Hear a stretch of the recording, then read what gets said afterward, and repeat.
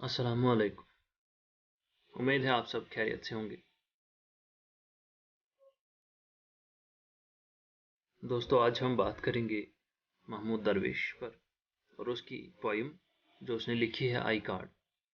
महमूद दरवेश Palestinian poet है और पैलेस्टीनियन यानी फ़लस्तीन का एक पोइट था जिसने फ़लस्तीन के बारे में अपनी पोइट्री की, अपनी शायरी लिखी।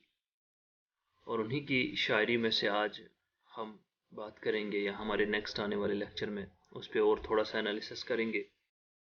इसने जो ये पोइम आई कार्ड लिखा है, आईडी कार्ड, इसी को लेकर आज खासकर आज हम बात करेंगे महमूद दरवेश पर कि महमूद दरवेश असल में कौन थे।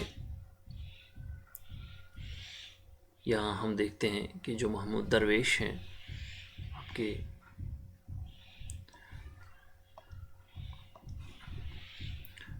हमारे महमूद दरवेश ये 1941 में पैदा हुए और 2008 तक इसकी ज़िंदगी रही।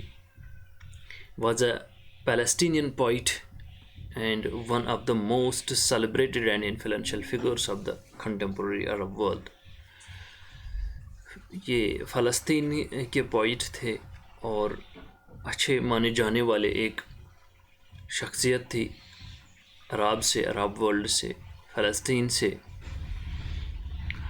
Committed to the Palestinian nationalist cause, his is an iconic culture voice that passionately identified with the political struggle of his native land.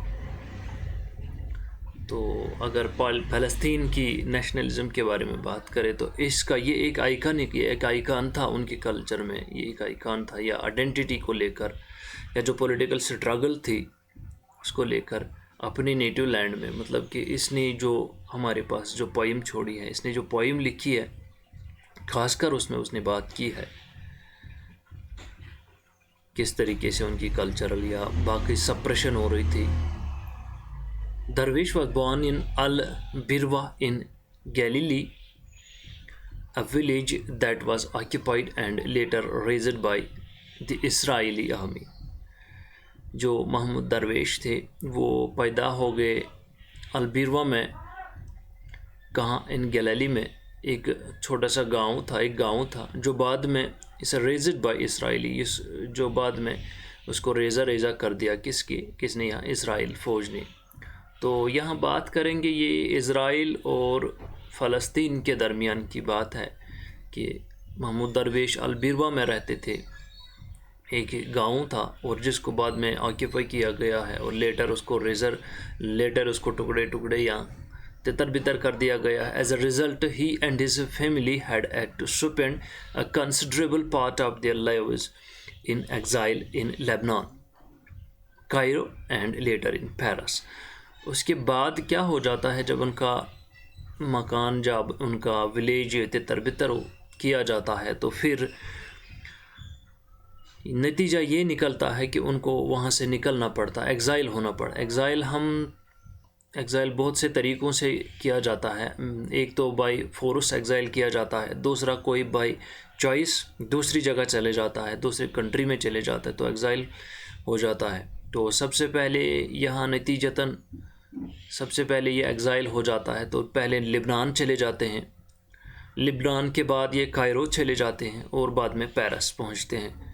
ये महमूद दरवेश जब हालात फ़लस्तीन में ख़राब हो जाते हैं तो उसके बाद ये कहाँ चले जाते हैं, फिर ये पहले लेबनान जाते हैं, फिर कायरो जाते हैं, फिर पेरिस जाते हैं। After spending a year at the university of Moscow in 1970, Darwish worked for the newspaper al Ahram in Cairo. कुछ टाइम गुजारने के बाद, यूनिवर्सिटी में कुछ टाइम जब उसने स्पेंड किया यूनिवर्सिटी ऑफ मॉस्को में 1970 में, तो फिर दरवेश ने क्या किया, एक न्यूज़पेपर में उसने काम की। न्यूज़पेपर का नाम था अल अहराम। वो कहाँ पर था न्यूज़पेपर का, ये जो कंपनी, ये जो बाकी का इसका कंपनी कहाँ थी, अल अहराम, तो ये कायरो में थी। 1981 in 1981 he founded and edited the journal Al Carmel. He wrote the Palestinian Declaration of Independence in 1988 and served on the Executive Committee of a Palestinian Liberation Organization from 1987 to 1993.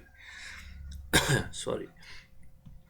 उसके बाद उसने क्या किया, महमूद दरवेश ने 1981 में वो और एक जर्नल का एडिटर बनता है, एडिट करता है उसको। उस जर्नल का नाम था, आप याद रखें इनको, उस जर्नल का नाम था अल करमेल। उसके बाद उसने क्या किया, उसने फ़लस्तीन की डिक्लेरेशन के लिए, फ़लस्तीन द डिक्लेरेशन ऑफ इंडिपेंडेंस, उसके लिए क्या किया 1988 में। एंड वन मोर थिंग, उसने क्या किया, सर्वर्ड ऑन द एग्जीक्यूटिव कमेटी। और दूसरे एक कमेटी में, एग्जीक्यूटिव कमेटी वो कमेटी है जहाँ अहकाम बनाए जाते हैं, जहाँ अहकाम, हुक्म, बाकी चीज़ें बनाए जा, ऐसा शख्स, ऐसा सफ़ीर जो हुक्म या कुछ और नाफिज करें, वो वहाँ एग्जीक्यूटिव कमेटी कहलाई जाती है।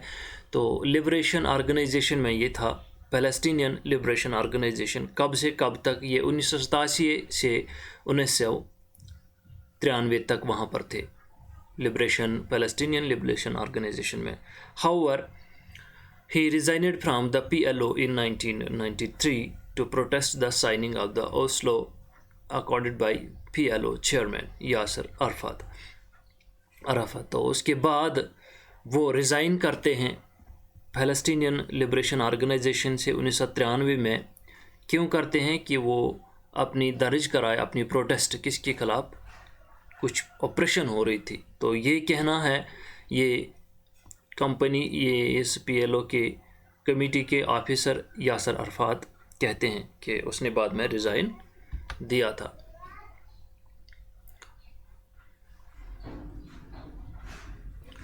A prolific writer, Darwish authored over 30 volumes of poetry and 8 books of prose, and earned the Lenin Cultural Freedom Prize from the Lenin Foundation, the Lenin Peace Prize, and the Knight of Arts and Belles Lettres Medal from France.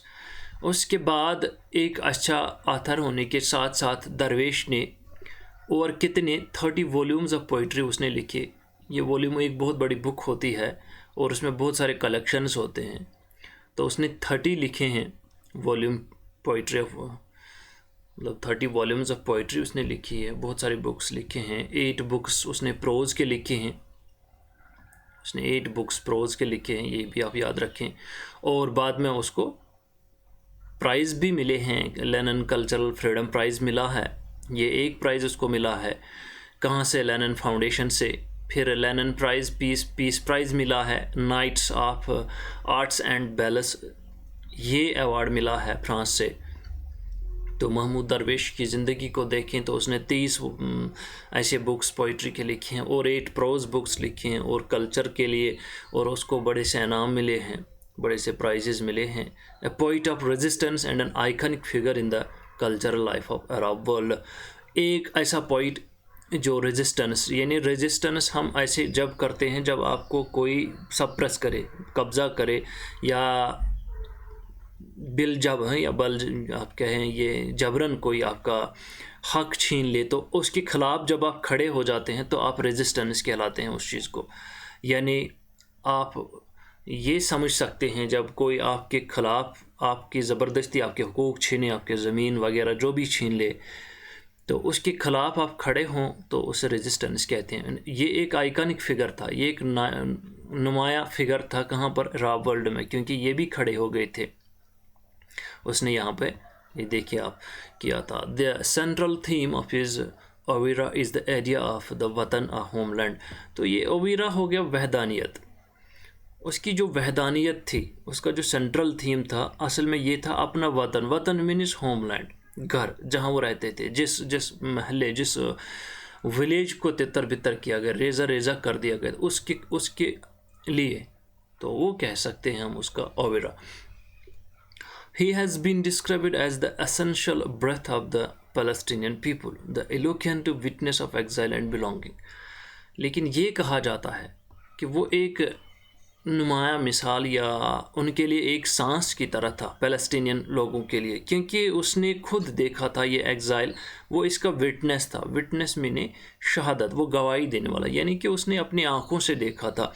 तो यहाँ मैं दो चीज़ें आपसे ये वाज़ह कर दूँ। एक एग्ज़ाइल हो गया, मैंने अभी कहा कि कोई बाय फोर्स एग्ज़ाइल हो जाता है, कोई बाय चॉइस एग्ज़ाइल हो जाता है, कोई बाय एग्ज़ाइल इसलिए हो जाता है क्योंकि फॉर रिसेप्शन जॉब, पैसों के लिए। लेकिन उसके बाद में ये दूसरी टर्म यहाँ पे रखी है कि बिलोंगिंग।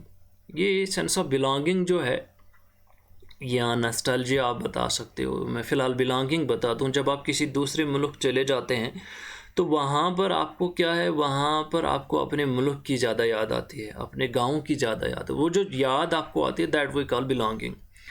उस चीज़ से ज़्यादा इन टच रहते हैं। A strong critic of Jewish state, ये एक ऐसे बहुत मतलब ताकतवर या ताकत रखने वाले ऐसे क्रिटिक थे।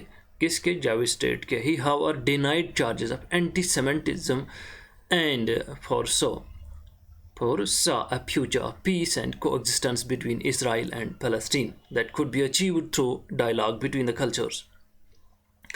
लेकिन उसने ये डिनाई किया है, जो चार्जेस उस पर लगाए गए थे, इल्ज़ामात लगाए गए थे, एंटीसेमेटिक हो गया कि जो किसी के ख़िलाफ़ खड़े हो, जेविश के ख़िलाफ़ उसने कोई बगावत ऐसी की, तो वो ऐसे बगावत या ऐसे हालात पैदा नहीं करते थे जिससे लोगों को दुख पहुँचे, बल्कि वो इसके ख़िलाफ़ थे कि लोगों को दुख आप मत पहुँचाओ। इस लिहाज से अगर देखा गया तो वो एज अ फ्यूचर के लिए उसने ये सोचा है कि फ़लस्तीन और इज़राइल के दरमियान अमन अमान के लिए ज़रूरी है कि वो बात करें। इसके बहुत सारे एग्ज़ाम्पल्स हैं जो आप समझ सकते हैं। अभी कितने स्टेट्स ऐसे हैं जिनमें ऐसे दंगे फसाद हो रहे हैं, लेकिन कुछ लीडर कहते हैं भाई बातचीत करें तो ये हमेशा के लिए ये दंगे फसाद ख़त्म कर दो, लेकिन कुछ लोग चाहते नहीं हैं। तो ये सेम प्रोसेस थी कहाँ पर, ये फ़लस्तीन और इज़राइल में थी। और ये फ़लस्तीन और इज़राइल का मसला कब से चला आ रहा है, ये अब भी चल रहा है। तो तभी ये ज़्यादा पोइम जो इसने लिखी है, तभी ये ज़्यादा इम्पोर्टेंट है ये पोइम। उसने बहुत सारी चीज़ें ऐसे उनके एनालिसिस कर दी। तभी वो कहते थे कि महमूद दरवेश इसमें कि अगर फ़लस्तीन और इज़राइल के दरमियान आप अमन अमान चाहते हैं या अमन अमान की बात करें तो ये ज़रूरी है कि हम बात करें, बातचीत से ये चीज़ हासिल हो सकती है। It's come after the dialogue. Darwesh's work has been translated into more than 20 languages. और महमूद दरवेश की जो किताबें थी, क्योंकि ये महमूद दरवेश अरब थे, महमूद दरवेश अरब थे, ये अरब से ये अरबिक, ये अरब में रहने वाले थे, अरब या फ़लस्तीन, ये अरबिक बोलते थे। तो इसने बुक्स जो इसने जो आज की जो पोइम है इसने ये भी लिखी है अरबिक में, इसको सलमान हेमली ने ट्रांसलेट किया है इंग्लिश में, लेकिन ये अरबिक में पोइम थी। तो इसकी जो सारी पोइम्स या सारे बुक्स या सारे वर्क्स थे तो उन्हें ट्रांसलेट किया गया। किस में ट्रांसलेट किया गया? 20 उसमें 20 लैंग्वेजेस में उन्हें ट्रांसलेट किया गया है। वो 2008 में उसकी डेथ हो जाती है। डाइड इन 2008 इन हाउस्टन में उसकी वफ़ात हो जाती है। फिर उसे वहाँ दफनाया दिया जाता है टेक्सास। फ़लस्तीन declared 3 days of mourning to honour Darwish. तो फ़लस्तीन ने क्या किया, 3 दिन का उन्होंने उसके लिए मौन रखा, जैसे आप बोलते हैं, या ताज़ियत उसके लिए 3 दिन के लिए उसके लिए वहाँ बंद रहा, ताज़ियत पुरसी के लिए। And he was accorded the equivalent of state funeral. तो इस तरीके का मतलब एज ए इक्विवेलेंट, बराबर उसको स्टेट फर्नल, मतलब एक स्टेट का दर्जा दिया गया है, या उस फर्नल के लिहाज से उसके किसको, जो उसका जो फर्नल था उसको लेकर मतलब उसे बड़ा एक रुतबा मिला, तो हम ये कह सकते हैं। तो इसने जो असल में इसकी जो पोइम थी उसी की बात वो बाद में हम कर लेंगे, लेकिन ज़्यादातर तो वो रेजिस्टेंस पोइम है, उसमें ज़्यादा रेजिस्टेंस की बात हुई है। रेजिस्टेंस किस तरीके से क्या हो गया था फ़लस्तीन उन इज़राइल में, वो क्या किया था उन्होंने, तो बाद में उसकी जो वफ़ात होती है। तो उसके बाद हम बात करेंगे, इसने जो टेक्स्ट आई कार्ड लिखा है, आई कार्ड के बारे में एक जनरल सी एनालिसिस दे देते हैं हम यहाँ पढ़ के। मैं बता दूँ आपको क्या हो जाता है उस पोइम में। एक्चुअली ये पोइम जो है ये 1964 में 1964 में पब्लिश हो जाती है। उसकी एक कलेक्शन थी ओलिवर लीव्स में। इस पोइम का थीम, जो असल थीम है, वो आइडेंटिटी एंड ऑपरेशन है। आइडेंटिटी को लेकर और उस ऑपरेशन को लेकर ये पोइम है। तो पोइम क्या है? पोइम में असल में बात होती है, ये एक फ़लस्तीनियन जो अरब है हमारे, Mahmoud Darwish is a white persona, but he is talking to an Israeli officer. वो एक इज़राइल के ऑफिसर से बात करते हैं, तो उसी की बात हो रही है यहाँ पर, जो आई कार्ड है। तो हम बात करेंगे आई कार्ड को लेकर। आई कार्ड यानी identity card, ID identity card, जो आपको भी है आइडेंटिटी कार्ड, मुझे है, सबको है। आइडेंटिटी कार्ड क्यों हम रखते हैं? तो आप लोग इसको बखूबी इस चीज़ से वाकिफ़ है, हम क्यों आइडेंटिटी रखते हैं। इसके मुख्तलिफ से पहलू हैं, लेकिन आपको आप ही के घर में ये कहा जाएगा कि आप अपनी आइडेंटिटी दिखाओ, तो वो बड़ा नाइंसाफ़ी आप लोगों से है। जिसको भी, मान लीजिए हम इज़राइल और फ़लस्तीन की बात करते हैं, तो फ़लस्तीन में एक इज़राइली ऑफिसर फ़लस्तीन के बाशिंदे को ये कहता है, भाई मुझे कार्ड दिखा दो। उसी कार्ड की बात हो रही है और उसी आई कार्ड की। या आपको आपके घर के सामने, आपको दरवाजे पे ये कहा जाता है कि भाई आप आइडेंटिटी दिखाओ, आइडेंटिटी दिखाओ। इवन कि यहाँ आपके आप बाशिंदी है यहाँ के, आप यहाँ के पुश्तनी बाशिंदे होकर भी आपको आइडेंटिटी मांगी जाती है, तो that we call suppression, that we call lot of things. इस चीज़ को हम मतलब ये कह सकते हैं कि यही ऑपरेशन है। तो आई कार्ड अगर देखेंगे, is a popular and iconic Darwish poem that it dramatizes the chronic sense of dispossession and humiliation experienced by the Palestinian people under Israeli occupation। ये जो आई कार्ड है, ये एक नुमाया चीज़ या आइकन है दरवेश के इन पोइम्स में से, कि किस तरीके से उसने ये डिस्पोजिशन, किसी चीज़ का हासिल कर लेना या किसी चीज़ की पोजेशन आपसे छीन लेना, डिस्पोजेस करना, या ह्यूमिलेशन जो उसने एक्सपीरियंस की है, जो फ़लस्तीन के लोगों ने एक्सपीरियंस किया। किन के ज़रिए से?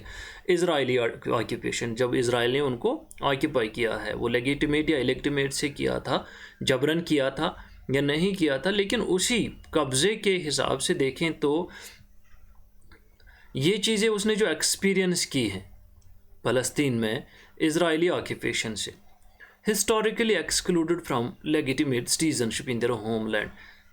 देखा जाए तो उनको उनके ही सिटीजनशिप से दूर रखा गया था, एक्सक्लूड गया था, बाहर निकाला गया था। उनकी रजिस्ट्रेशन, उनका जो सिटीजनशिप उनको नहीं थी, उनके वो वहीं के थे तब भी उनको सिटीजनशिप नहीं थी।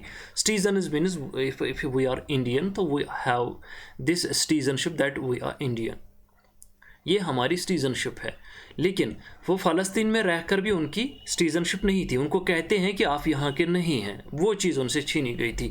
Palestinians had repeatedly prove their identity. तो ये मसला था, फ़लस्तीन के लोगों को हमेशा और हर बार रिपीटेड मैनर में बार बार उनको प्रूव करना पड़ता था कि आप कहाँ के हो, आइडेंटिटी दिखाइए, आप अपनी आइडेंटिटी शो कीजिएगा। आप बखूबी वाकिफ़ है इन हालात से कि आइडेंटिटी क्या है। The title of the poem refers to a powerful emblem of life under surveillance and subjugation and creates an image of resistance out of everyday lived experience।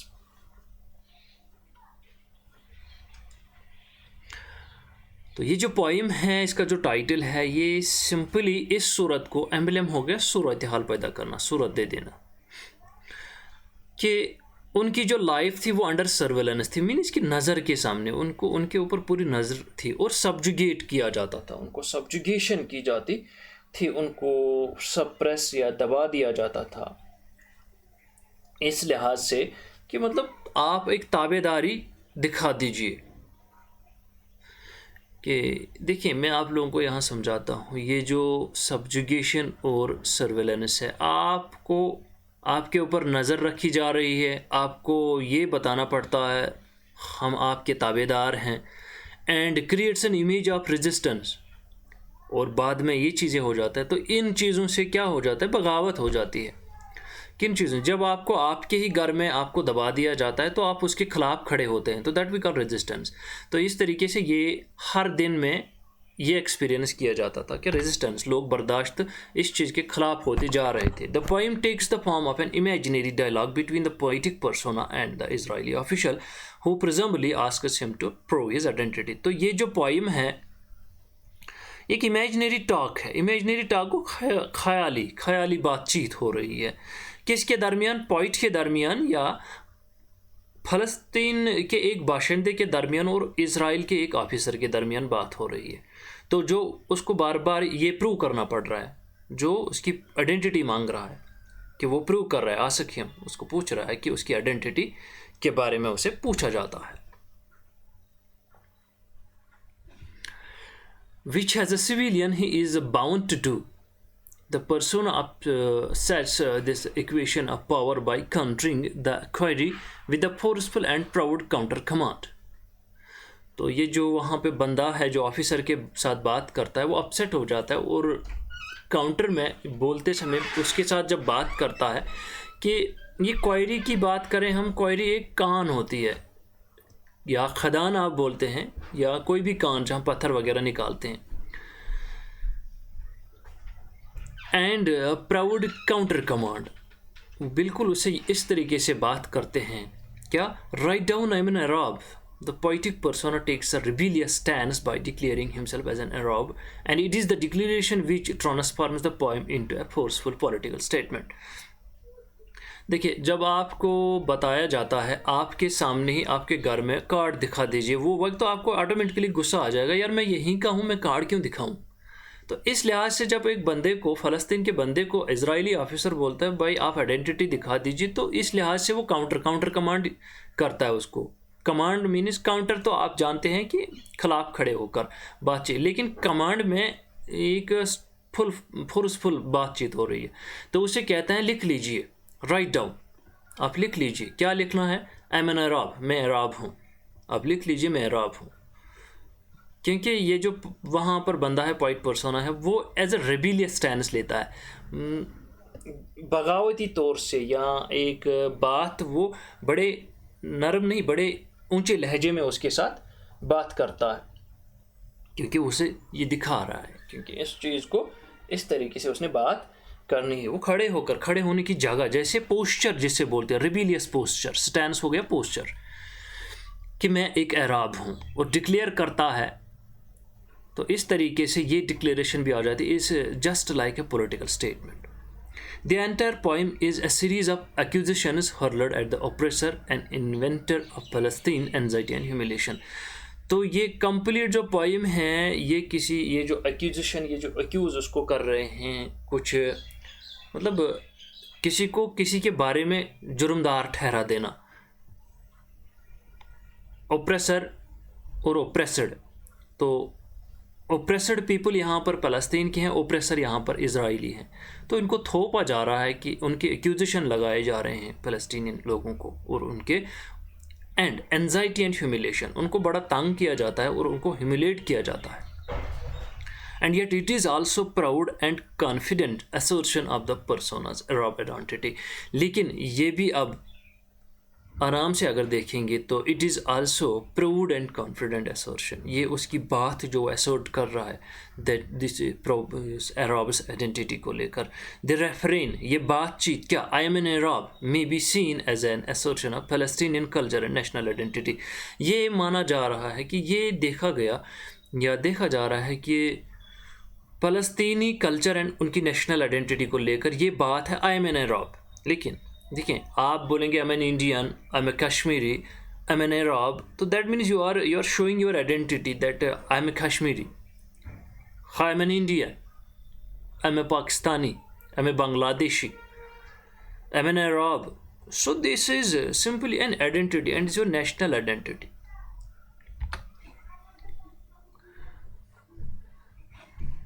Written from the point of view of Palestinian Arab whose identity and land are constantly under threat, the poem became very popular and was turned into a protest song. तो जब इस बात को लिखा जा रहा है, ये पोएम लिखी जा रही है एमन अरब, इस के हिसाब से इसको मद्देनज़र रखते हुए जो आइडेंटिटी है, क्योंकि ये जो इनका लैंड था फ़लस्तीन, वो कंप्लीट थ्रेट में था, फ़लस्तीन पहले से ही इस चीज़ के कब्ज़े में या इस चीज़ के थ्रेट में था, कुछ न कुछ। जैसे उनको इजरायली पीपल, या तो आप लोग जानते हैं इसराइल और फ़लस्तीन के दरमियान आज भी हालात होते जा रहे हैं, ये ऐसे हालात तो कभी ठीक नहीं थे उधर। तो ये पोइम क्या करती है, कॉन्स्टेंटली ये कहती है कि इजराइल के ज़रिए से फ़लस्तीन का जो लैंड है वो थ्रेट के अंडर है, थ्रेट में है। इस लिहाज से ये बड़ी पॉपुलर बनी ये पोइम, और इसको एक प्रोटेस्ट सॉन्ग के तौर पर लिया गया है। It become a rallying cry of defence leading to the arrest of the poet himself. वो ये जो बात है, इट बिकम्स इज्तिमाई तौर पर, मतलब जमा इज्तिमाई तौर पर ये एक पोइम जो है ये डिफेंस के हिसाब से खड़ी हो जाती है, क्योंकि इससे क्या होता है, to the arrest of the poet himself. ये ऐसी बात हो गई कि जिस वजह से poet was himself to be arrested by this oppressed people, this oppressed government. It also created a political controversy when it was first published in 1964. इसके बाद में इसने एक political controversy खड़ा कर दी जब ये publish हो गई 1964 में, क्योंकि ये जज की गई थी, it's anti semitic and expression. क्यों ये जज की गई थी कि ये इनके खिलाफ है, एंटी सेमेटिक। मैंने अभी भी कहा था ऐसे लोग एंटी सेमेटिक हो गया कि जो हम खिलाफ हो जाएं किसी को या किसी के बारे में बगावत कर दें, तो उस लिहाज से भी किया गया है। तो ये एक्सप्रेशन था, उस एक्सप्रेशन से इससे ये कहा गया कि एंटी सेमेटिक मतलब किसी को बुरा, किसी के खिलाफ, किसी को ज़्यादा नुकसान पहुंचाना, किसी को ज़्यादा ऑप्रेस करना, किसी के खिलाफ ऐसी बात करना कि कत्ल गारत पे हो जाए, तो तब उसे एंटी सेमेटिक कहते हैं। या जेविश के ख़िलाफ़ अगर हम बात करेंगे, उनको कत्ल करेंगे, तो वो एंटी सेमेटिक हो गया। लेकिन मसला यहाँ पर इस बात से ये कैसे जज किया गया, why this poem was judged that is an anti semitic. लेकिन एक बात से, क्योंकि जब उससे बात हो जाती है, जब वो इस पुलिस मैन से बात करते हैं, प्रोफेशनल से बात करते हैं, इससे बात करते हैं, तो कहते हैं I eat the flesh of my usurper was considered contentious by Israel official. तो जब वो इसराइली ऑफिसर को कहते हैं कि अगर मुझे फाका लगा, अगर मुझे खाना नहीं मिला, अगर मेरे रिसोर्सेज ज़्यादा छीने गए, मुझे मेरे और मेरे बच्चों के लिए कुछ रहा नहीं, तो मैं आपका गोश्त खा जाऊंगा। मैं आपका मतलब जो उनको यूजरपर्स, जो उनको कब्ज़ा जमाए हुए हैं, जो लोग उनको अप्रेस कर रहे हैं, कहते हैं कि मैं आपका गोश्त खा जाऊंगा अगर कुछ हो गया। मतलब कि आप अंडर एस्टिमेट ना करें हमें, हम बर्दाश्त कर रहे हैं कि अभी आप ऐसा हम कोई कर रहे हो, लेकिन अगर हमारे और हमारे बच्चों के लिए कुछ रहा नहीं तो फिर हम आपको छोड़ेंगे नहीं, फिर हम आपका गोश्त तक खा जाएंगे। But a careful reading of the poem reveals that Darwish did not so much celebrate violence and hate as he articulated a distinction between legitimate anger and hatred. लेकिन जब हम पोइम को आराम से पोइम को रिवील करते हैं, poem को पढ़ते हैं प्रॉपरली, तो हमें पता चलता है दरवेश जो है वो वायलेंस नहीं चाहते थे, वो हेट के ख़िलाफ़ थे। उसका मसला ये था, उसका ये जो एंगर और हेट्रेड था, बेसिकली वो इसके साथ नहीं थे, ना वो नफ़रत फैलाना चाहते थे और ना उसमें शरारत थी या गुस्सा था। लेकिन मसला ये था, वो बता रहा था लोगों को, उनको बता रहा था कि अगर आपने ऐसा किया हमसे तो हम इस तरीके से कर सकते हैं। He is said to have confided in his friends that he wanted to be a voice of universal nature of human condition. तो उसके दोस्तों में जिन कॉमरेड्स के साथ वो काम करते थे, उनको पता था इज़ ए यूनिवर्सल वॉइस। क्यों? वो मानते थे महमूद दरवेश को एक अच्छा इंसान, एक अच्छा ह्यूमन है वो इस नेचर को लेकर, universal nature of human conditions, उसको ज़्यादा जानकारी है उनको, वो इसकी आवाज़ को मानते थे, वो इसको इस कौम की आवाज़ मानते थे। By extension the poem is better interpreted as an expression of continued operation and the struggle to come to terms with fragmentation of identity. जब पोएम को देखा जाता है, इसकी एक्सटेंशन को लेकर देखा जाता है, पोएम जितनी जितनी बढ़ती है, तो पोएम का इंटरप्रिटेशन जब हो जाता है, तो हमें जो प्रॉपर पता चलती है कि ऑपरेशन और स्ट्रगल किसके लिहाज से, ये जो उनकी आइडेंटिटी को तितर बितर किया गया था, आइडेंटिटी को रेजा रेजा किया गया था, फ्रेगमेंट को टुकड़े टुकड़े कर देना, जो उनकी आइडेंटिटी थी। सिंपली जो हमारी आइडेंटिटी है, इसको अगर कोई नुकसान पहुंचाना चाहता है तो how can we bear this one thing though. So after all, it will come to the point, it will come to the result of this resistance. So the poem's power lies in its stark language, uplifting tune and simple direct images.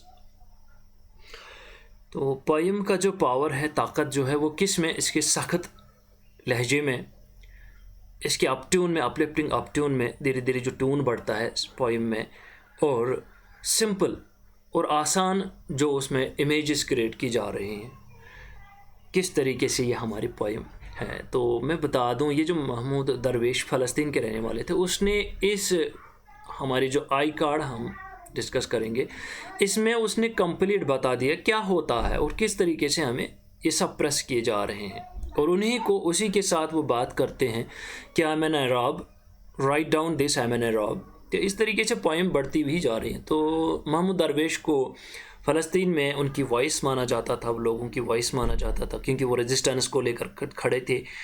उसने बहुत सारे prices जीते थे और उसको as a public icon था। Public